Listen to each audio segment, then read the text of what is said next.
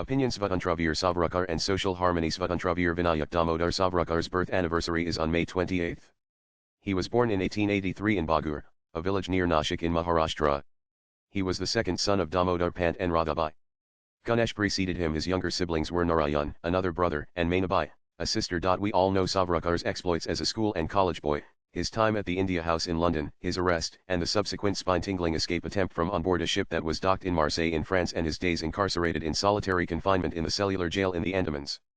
Former Prime Minister of Bharat, Atal Bihari Vajpayee, in his famous speech, says, Savarkar means speed, sacrifice, penance, philosophy, debate, youth, strength, hitting the bullseye, sharpness, power, astonishment, a free soul, sternness, a ray of light, imagination, valuable thoughts. What a multifaceted personality. He was a great poet and a revolutionary. One facet he might have missed inadvertently is his face as a reformer and advocate of Samajik Samarasata, or social harmony. Samajik Samarasata, or social harmony, is one precious quality Bharat lost when it was under foreign occupation, and a quality that Bharat is still searching for. Even today, we hear about the dual tumbler system in the tea shops of the South and the differential treatment of people based on caste. We need to hang our heads down in shame, having allowed these inhuman practices to linger in our society well into the 21st century. The Sarsang Hashalak of Rashtriya Swayamsevak Sangh RSS, Dr. Mohan Bhagvat, has consistently said there shouldn't be any discrimination and all Hindus should share temples, water, and Shamshan cremation ground.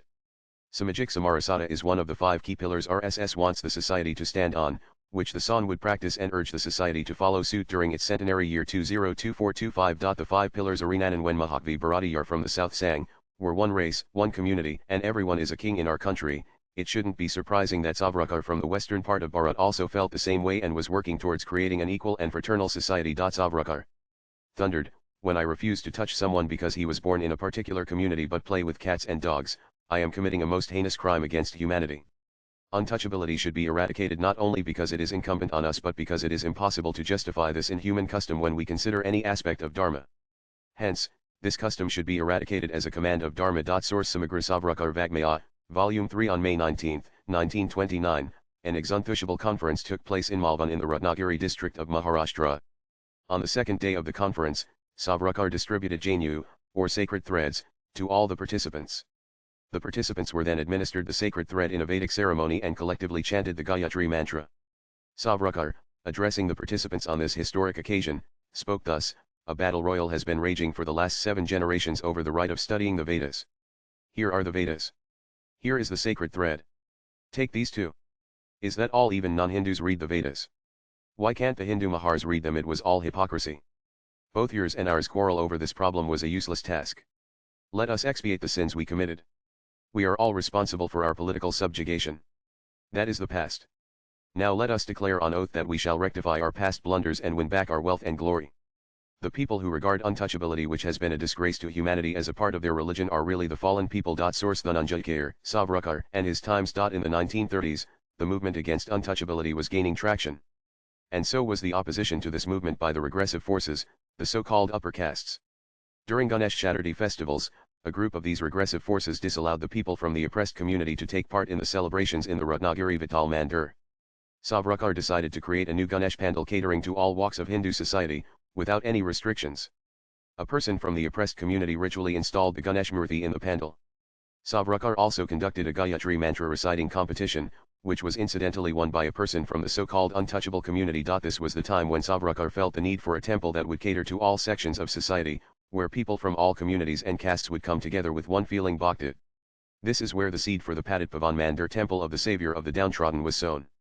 The temple came up quickly with support from a local businessman, Bagaji Balaji Kir. The temple opened with a Vedic ceremony on February 22, 1931. Bagaji Kir performed the Prana Pratishta, declaring the temple open for worship. Historically, Bagaji belonged to the Bhandari caste, who were traditionally toddy tappers and sea warriors. Bhandari comes from Bhandara or treasury.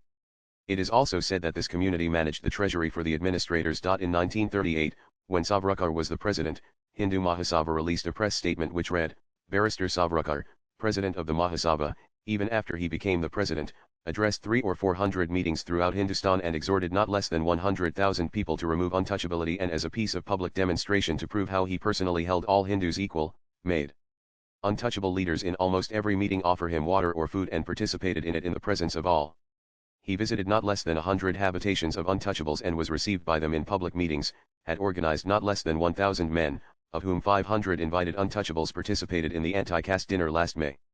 Even the intercaste marriages between touchables and untouchables received his public support, for example in the case of the Kohlhopper intercaste marriage. Source: Veer Savarkar's whirlwind propaganda statements, messages, extracts from the president's diary of his propagandistic tours, interviews from December 1937 to October 1941. Thus, Swatantra Veer Savarkar spent half his life fighting for Bharata Mata's freedom from foreign occupation and the other half uplifting the downtrodden by bringing Samajik Samarasata.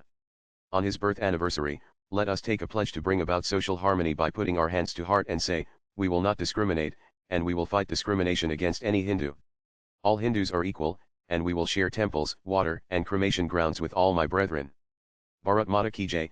As Tiruvalluvar says, a registered ZA registered unspecified currency a registered plus or minus a registered unspecified currency a registered per thousand a registered superscript 2 a registered per thousand a registered superscript 2 a registered unspecified currency a registered unspecified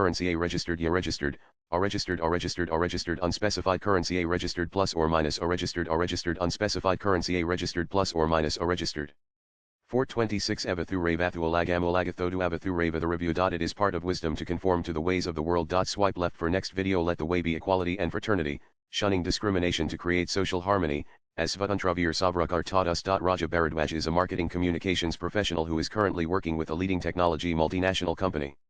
He is an avid reader, a history buff, cricket player, writer, Sanskrit Dharma Sastra student. Views expressed in the above piece are personal and solely those of the author. They do not necessarily reflect News 18's views. Latest blogs.